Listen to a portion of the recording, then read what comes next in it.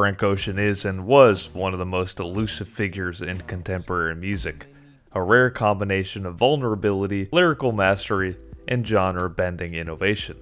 His work has redefined the boundaries of R&B and pop. He was on top of the world, being featured with tons of different artists like Beyonce, Tyler the Creator, and A$AP Rocky. Yet, just as his influence solidified him as one of the most important artists of the 2010s, Frank Ocean seemed to vanish, retreating into a private life, leaving behind a mystique that continues to fascinate the world. This is the story of Frank Ocean, the rise, his impact, and the enduring mystery of his silence. Before we dive deeper into this topic, please be sure to hit that subscribe button and let me know below if you like this type of content. It helps me know what to make next. Thank you very much for watching, and enjoy. Before getting to the mysteries of where he is now, we have to start from where he began. With the legal name Christopher Edwin Breaux, he was born on October 28, 1987 in Long Beach, California, and raised in New Orleans. His musical journey began in the heart of soul and jazz. His early love for artists like Anita Baker, Prince, and Stevie Wonder laid the foundation for his genre-defining sound. After Hurricane Katrina destroyed his recording studio and his belongings in 2005, Ocean moved to Los Angeles, a decision that would change his life forever. He started by working as a ghostwriter for artists like Justin Bieber and John Legend, but his talent did not go unnoticed. In 2010, he joined the controversial hip-hop collective group Odd Future, led by Tyler the Creator, and that same year he adopted the name Frank Ocean, inspired in part by Frank Sinatra and the movie Ocean's 11. In 2008 came Nostalgia Ultra, a self-released mixtape that took the music world by storm. Novocaine and Swim Good were just two among the many tracks that helped Ocean get on the map. He combined experimental production with confessional lyrics, setting him apart from the mainstream R&B at the time.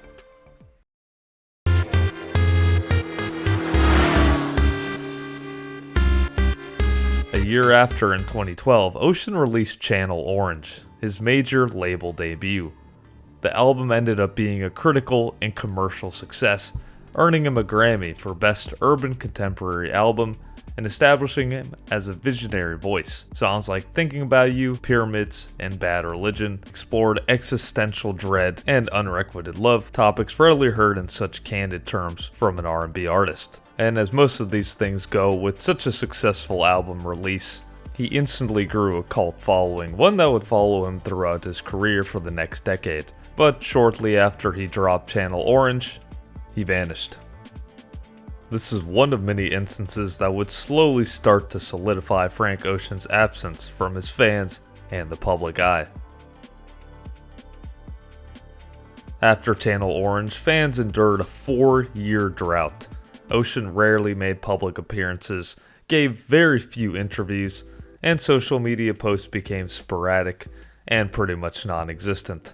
Speculation and impatience reached a fever pitch in 2015 and 2016 as cryptic posts hinted at new projects. In August 2016, Ocean released Endless, a visual album that fulfilled his contract with Def Jam. The very next day, he dropped Blonde independently, a sprawling, unorthodox masterpiece that defied traditional song structures and focused on mood rather than melody.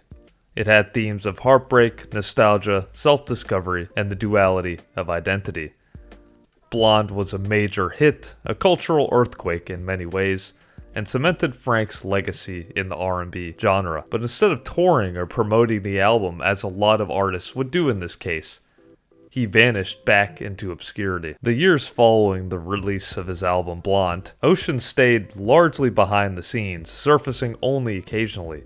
He launched Blonded Radio on Apple Music, a platform where he premiered new songs, and curated politically charged episodes around events like the 2018 midterms. Fans clung to anything that they could, and in late 2019, Ocean launched an exclusive club called Prep Plus. There was a lot of division in this concept and project, and Ocean gave only minimal commentary on the issue. But it was in 2020 that Ocean's life would change for the worse. Tragedy struck when his brother, Ryan Breaux, was killed in a car accident. Frank disappeared immediately from the public eye entirely, and many speculated that the loss, coupled with his growing need for privacy, signaled a permanent step back from music. Fans once again found themselves in a familiar place, with Frank completely leaving the spotlight with complete and utter silence. But in 2021, a glimmer of hope came around when Coachella announced that Frank Ocean would be the headliner for the 2023 festival, fueling hope for a comeback. But when the long-awaited performance finally happened, it was confounding.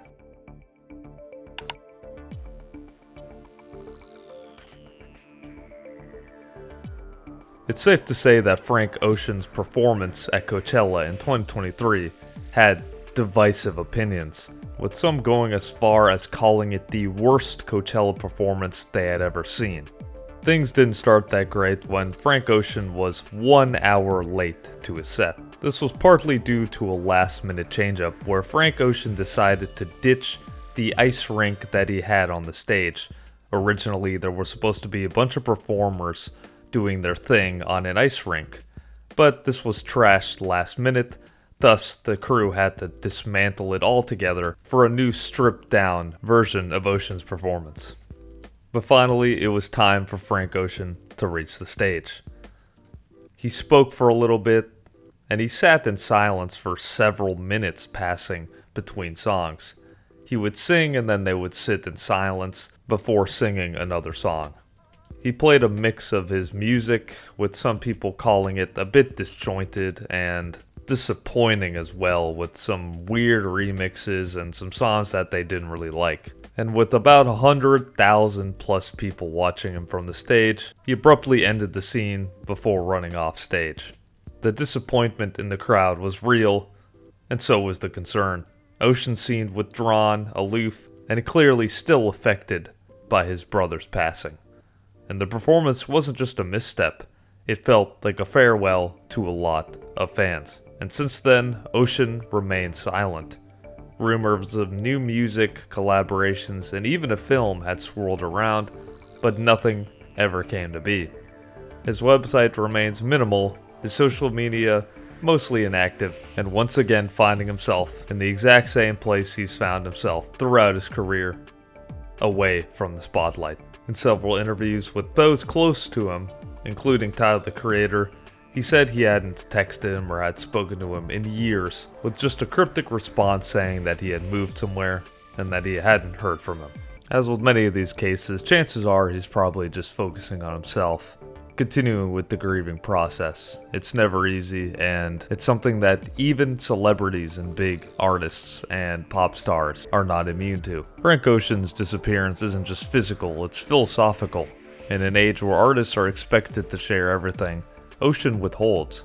He doesn't chase relevance or streams. He challenges the transactional nature of fame. And as fans, we often forget disappearance can be a form of self-preservation. Yet his absence only amplifies his presence. More and more people continue to listen to his music, and the cult following continues to grow stronger and stronger, with people wondering what he's up to, where he went, and will they ever get new music. As of 2025, Frank Ocean still remains one of music's most powerful enigmas. His catalog, relatively small, continues to inspire a new generation of artists across genres.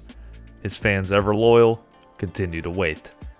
Are you a fan of Frank Ocean? Let me know below, and if you know anything about his whereabouts, I guess it's worth asking. Thank you very much for watching this video. I hope you enjoyed it, and I'll catch you on the next one.